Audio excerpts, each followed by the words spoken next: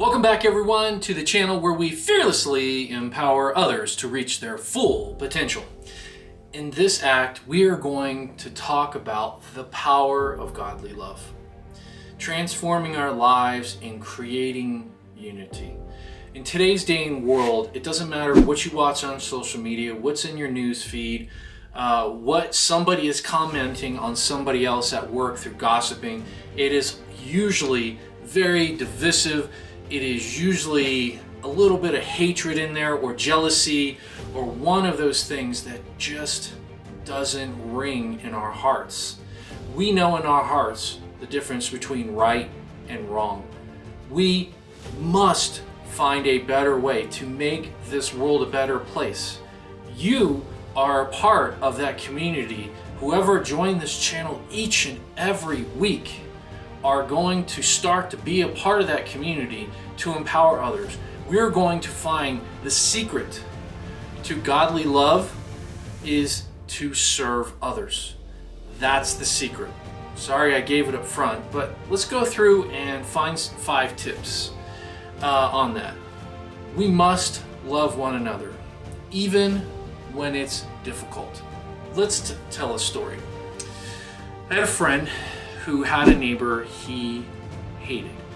This neighbor had a couple of dogs and was always letting those dogs go in his yard. He never cleaned up after him, and he was furious at this neighbor and never actually went to the neighbor to actually talk to him, to display any type of forgiveness. He would just come in and share his angst with this neighbor each and every day. It seemed like something new, whether it was something the kids were doing, whether it was something his pets were doing, it just letting the trees overgrow into his yard, etc. But then his neighbor fell ill and he was not able to take care of himself. Something came over my friend and something filled his heart. And I would like to say that's a little bit of Jesus. And in his heart, he started to figure out a way where he could help feed his neighbors, make sure that the pets were taken care of, make sure that his family was taken care of. So he went from despising this man to serving him in his time of need. And after this happened, this was a uniting force to where they were able to have that conversation, to where they were respectful for one another. This is what godly love can bring to your team, to your family, to whatever inner circle you are forming. At the heart of it has to be love. So let's go through 5 tips to put godly love in your life and into others. First, love God first. Hands down, the most important thing you can do. How do you do that? Dedicating time. How do you do that? You can join us on this channel each week and do the exercises and spread the good news, spread the gospel. But you need to love Him with all your heart, your soul, and your mind. Mark 12:30 says, "And you shall love the Lord your God with all of your heart, with all of your soul, with all of your mind, and with all of your strength." Next, we just discussed this last week. We discussed practice forgiveness, for goodness sakes. If you remember your heart that flows through any team or how you're going to treat others, the lifeblood of it is forgiveness.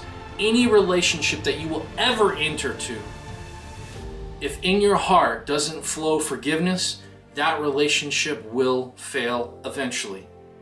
Trust me, I've had plenty of relationships with people who, if I didn't forgive them, they would not have lasted.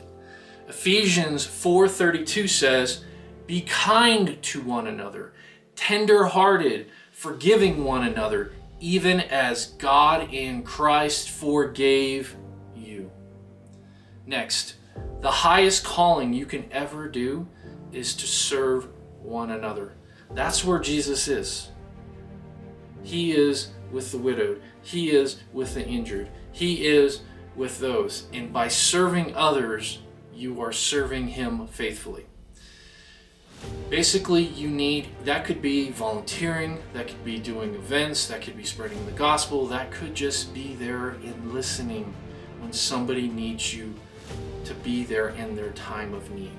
Matthew 20:26 says, "Whoever desires to become great among you, let him be your servant." So, to be first, you must be last. Next, practice empathy.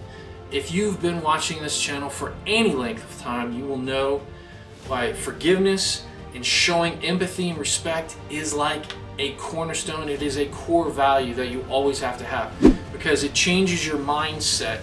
Like when we discussed listening, you are trying to listen to understand. You're trying to put yourself in the other person's shoes.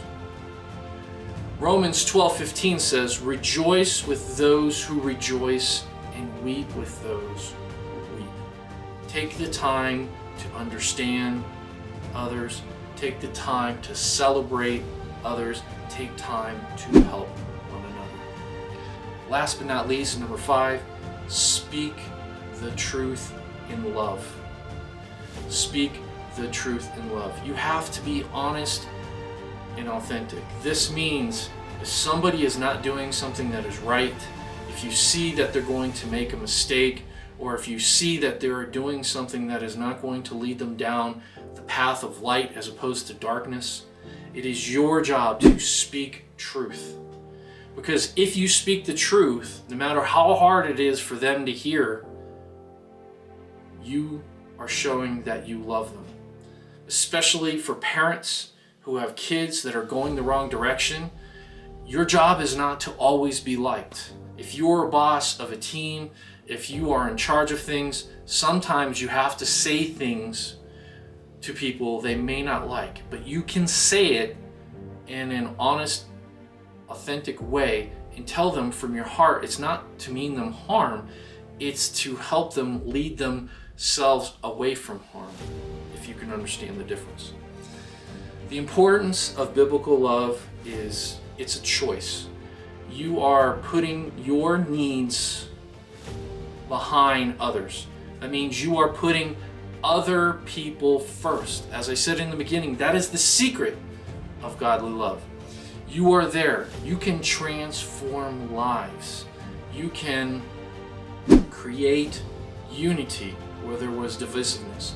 You can create love when there was hatred, and so on.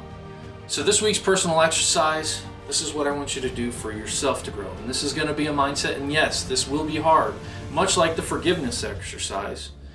Make a list of those who have hurt you currently and those who have hurt you in the past. And then write down one thing you can do that will show them a little bit of kindness, a little bit of love. That could be something as simple as a thoughtful text. That could be something as a word of encouragement, a word of healing, or it could be something large like a big planned event. Whatever that is, create a list and then make a goal to show that kindness, show that love, and show that service to others throughout the week. Next, the team exercise. This is pure and simple. If you're going to have a culture of godly love, you need to have a culture of service. So if you are at work, if you have a family, if whatever, take the time each month where you have scheduled events where you are going to perform acts of service. That could be volunteering for those who need help. That could be random acts of kindness for people who need it. But if you do that on a regular basis, you will be the change you want to see in this world. And by each event we do, where once there was divisiveness, now there will be love.